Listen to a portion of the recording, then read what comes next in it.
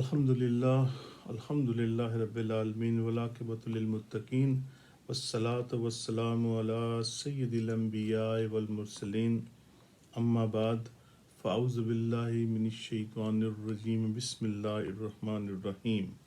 الصلاۃ والسلام علیک یا سیدی یا رسول اللہ وعلی آلک واصحابک یا سیدی یا حبیب اللہ الصلاۃ والسلام علیک یا سیدی یا نبی اللہ وعلی آلک واصحابک یا سیدی یا نور اللہ قال اللہ تبارک و تعالی فی القرآن المجید والفرقان الحمید ان الساعۃ آتیۃ اکاد اخفیها لتجزی کل نفس بما تسعی صدق اللہ العظیم وصدق رسولہ النبی الکریم ان اللہ وملائکتہ یصلون علی النبی یا ایھا الذین آمنوا صلوا علیہ وسلموا تسلیما کثیرا کثیرا اللہم صلی علی سیدنا و مولانا محمد واصحاب سیدنا مولانا محمد وبارک وسلم وصلی علیہ جزا اللہ عنا محمد ما هو اہلہ۔ تمام تعریفیں اللہ رب العزت کی ذات پاک کے لیے اور ہر طرح کا درود و سلام نبی مکرم نور مجسم سر کائنات صلی اللہ تعالی علیہ وآلہ وسلم کی ذات مقدسہ کے لیے۔ میرے بہت ہی محترم علماء اکرام، دوستوں، بھائیوں، آج ہم اپنی ریگولر تھرسڈے کی جو محفل ہے درود و سلام کی محفل، اس میں حاضر ہیں۔ اللہ رب العزت ہماری اس حاضری کو اپنی بارگاہ الہی میں قبول و منظور فرمائے۔ اللہ رب العزت نے مجھے یہ سعادت عطا فرمائی کہ جو میں نے آیہ کریمہ پڑھی، اس میں اللہ رب العزت ارشاد فرماتا ہے ان الساعۃ آتیۃ اکاد اخفیها لتجزی کل نفس بما تسعی، یعنی بے شک قیامت آنے والی ہے، قریب ہے کہ میں اسے چھپا کر رکھوں تاکہ ہر جان کو اس کی کوشش کا بدلہ دیا جائے۔ اللہ رب العزت اس آیہ بارکہ میں فرماتا ہے ان الساعۃ آتیۃ، بے شک قیامت آنے والی ہے، اور اللہ رب العزت اس آیہ مبارکہ میں فرماتا ہے کہ قیامت لازمی طور پر آنے والی ہے اور قریب تھا کہ اللہ رب العزت اسے سب سے چھپا کر رکھتا۔ یعنی اب تو سب کو معلوم ہے کہ قیامت ضرور آئے گی، مگر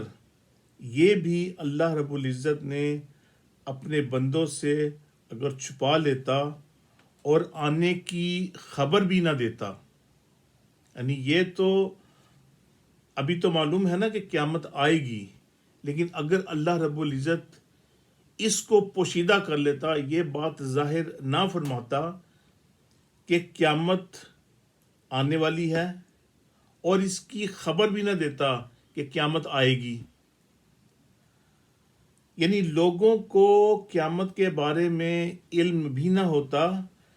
کہ قیامت کا کوئی دن بھی مقرر ہے، اور اگر ایسا ہوتا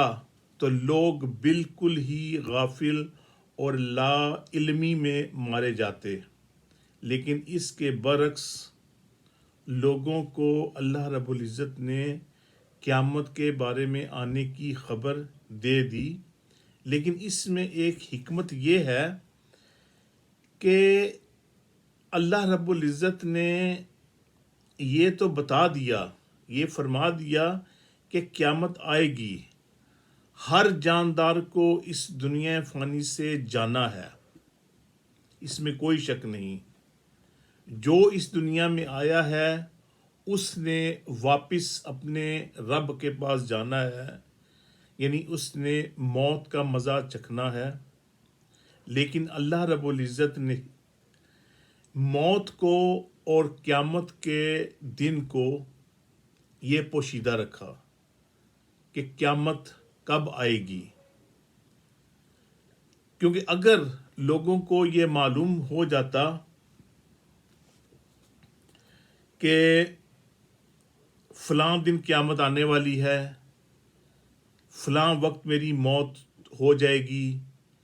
میں اس دنیا سے چلا جاؤں گا، تو جس کی عمر 50 سال ہے، 60 سال ہے، 30 سال ہے، تو اگر اس کو معلوم ہو جاتا کہ میری 29 سال کے بعد میری موت واقع ہو جائے گی، تو وہ اپنے ساری زندگی جو ہے نا وہ غفلت میں، گناہوں میں، دنیا کی عیش و عشرت میں گنوا دیتا، کہ اسے معلوم تھا کہ بھی چلو 29 سال تک تو میں زندہ ہوں، 29 سال تو میں زندگی کے مزے لے لوں، جب آخری لمحہ آئے گا تو میں اپنے گناہوں کی توبہ کر لوں گا اور اللہ رب العزت مجھے معافی فرما دے گا، تو میں دنیا کے مزے بھی لے لوں، تو مر تو جانا ہی ہے نا۔ لیکن اللہ رب العزت نے یہ بالکل اس کو پوشیدہ رکھا، اور اس میں ایک حکمت ہے اللہ رب العزت کی، کیونکہ اللہ رب العزت جو کچھ کرتا ہے نا وہ وہی بہتر جانتا ہے کہ اس نے اس کو پوشیدہ کیوں رکھا۔ اللہ رب العزت نے یہ تو واضح فرما دیا کہ قیامت آئے گی، تمام جانداروں نے اس دنیا سے جانا ہے، انہوں نے موت کا مزہ چکھنا ہے، موت ان پر آئے گی، کب آئے گی، کہاں آئے گی، کیسے آئے گی، یہ اللہ رب العزت نے اس کو پوشیدہ فرما دیا، تاکہ، اور اس میں حکمت یہی ہے کہ اللہ رب العزت نے اس کو پوشیدہ فرمایا کہ قیامت کب آئے گی، کہاں آئے گی، کیسے آئے گی، کس انسان نے کہاں مرنا ہے، اس کی قبر کہاں ہوگی، اس کی جان کہاں نکلنی ہے، یہ صرف اللہ اور اللہ کا رسول ہی جانتا ہے، اس کے بارے میں اور کوئی نہیں جانتا کہ اس نے کب، کہاں، کیسے مرنا ہے۔ کیونکہ اگر یہ چیز واضح کر دیتا تو لوگ، جیسے میں نے پہلے عرض کی کہ لوگ دنیاوی مشغلوں میں لگے رہتے اور دنیا کی اسی چکا چون میں اپنی زندگی کو گنوا دیتے، لیکن اللہ رب العزت نے اس کو پوشیدہ رکھا تاکہ لوگ نیک اعمال کریں، اچھے اعمال کرتے رہیں، اللہ کی عبادت کریں، اللہ کی بندگی کریں، اور اپنے آپ کو اللہ کے عذاب سے بچائیں، کیونکہ اللہ رب العزت فرماتا ہے کہ میرے عذاب سے میری رحمت بہت بڑی ہے، میں ہر عذاب کو اپنی رحمت سے ڈھانپ لیتا ہوں، میں لوگوں کے لیے بہتری چاہتا ہوں کہ وہ اچھے اور نیک اعمال کریں، اور وہ ظاہر بات ہے بشری تقاضے سے گناہ انسان سے ہو جاتا ہے، لیکن اس کو چاہیے کہ فوراً سے پہلے توبہ کرے۔ توبہ کے دروازے اللہ رب العزت نے ہر وقت کھلے رکھے ہیں، اللہ رب العزت کے آگے اپنی عبادات رکھے، اللہ تعالیٰ کی بندگی کرے، اللہ رب العزت کی تسبیح و تحلیل کرے، تاکہ اللہ رب العزت اس سے خوش ہو جائے اور اللہ رب العزت اس کے گناہوں کو معاف فرما دے۔ اور اسی وجہ سے اللہ رب العزت نے قیامت کے بارے میں یہ نہیں فرمایا کہ قیامت کب آئے گی۔ پورے قرآن پاک کو اٹھا لیجئے، ہر ایک آیت میں یہی لکھا ہوگا کہ قیامت آنے والی ہے، اپنا محاسبہ کر لو، اپنے آپ کو درست کر لو۔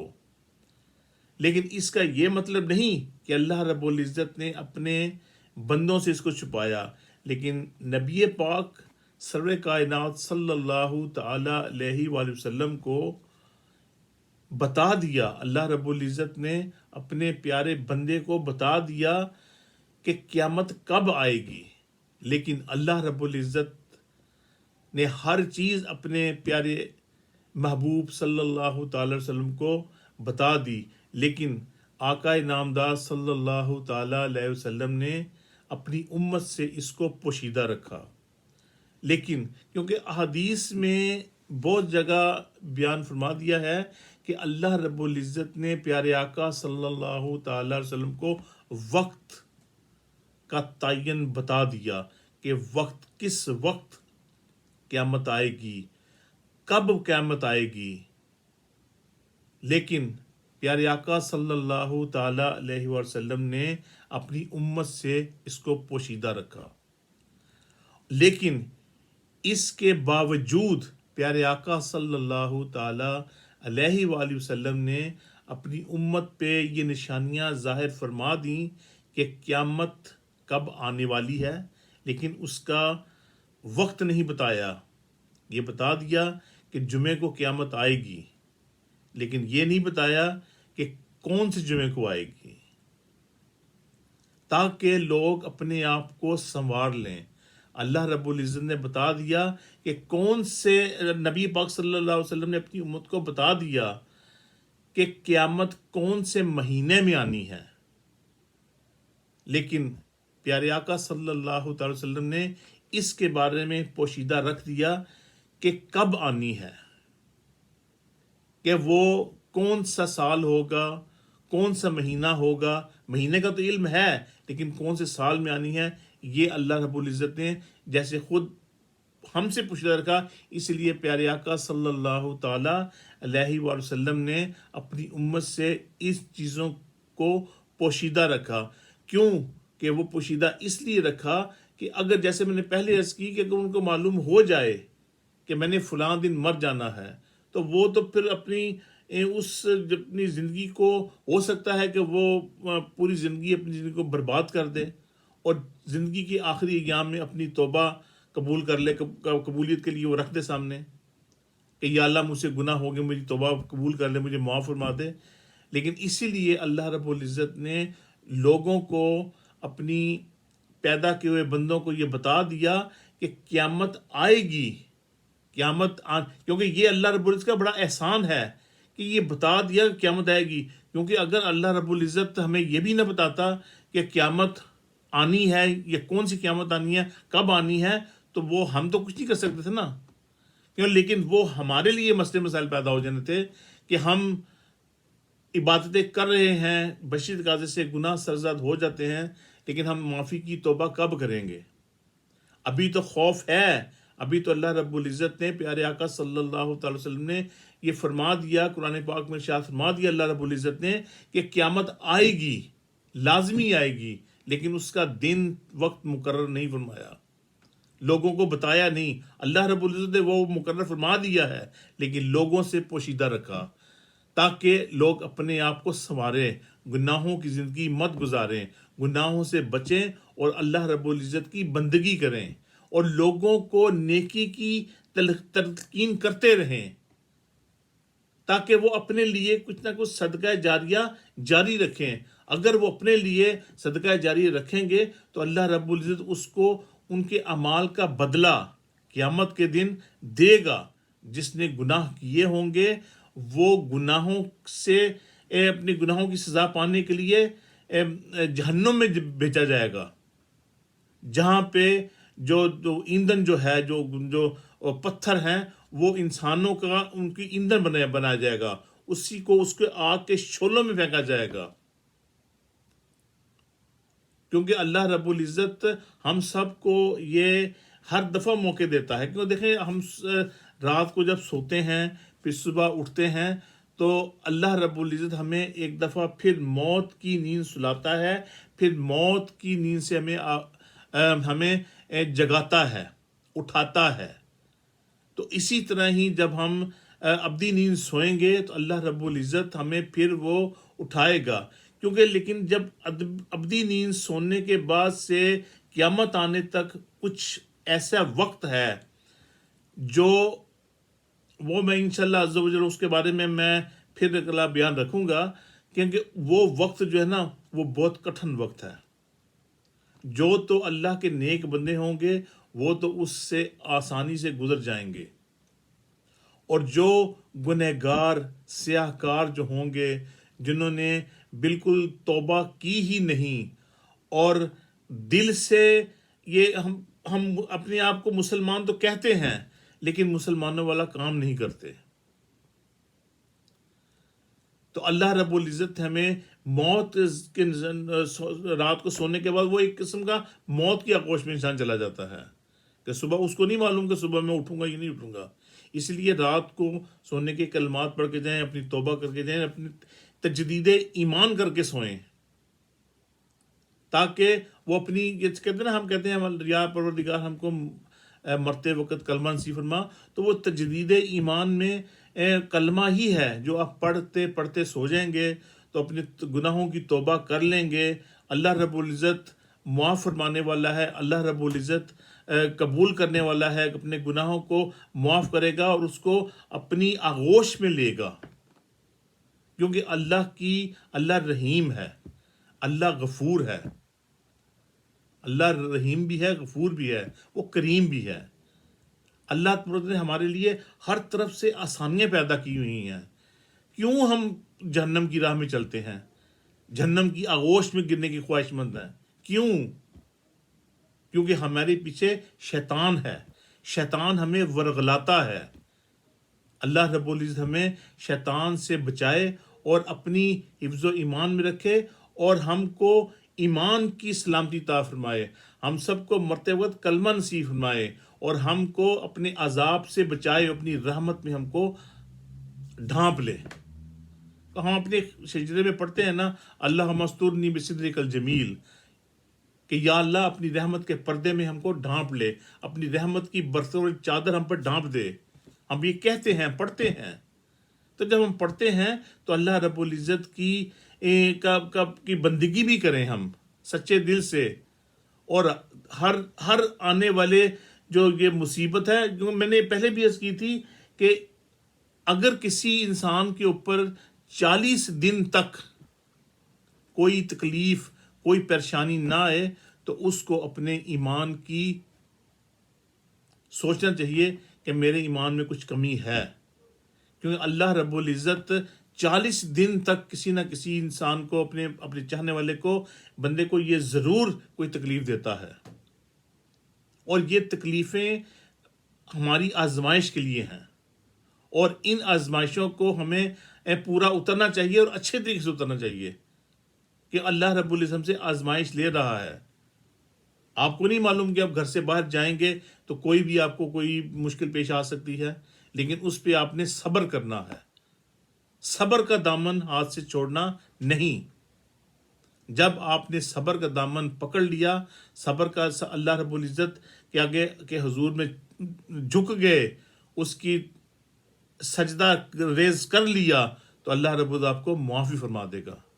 اللہ رب العزت ہمیں سن کر عمل کی توفیق عطا فرمائے. وآخر دعوانا ان الحمد للہ رب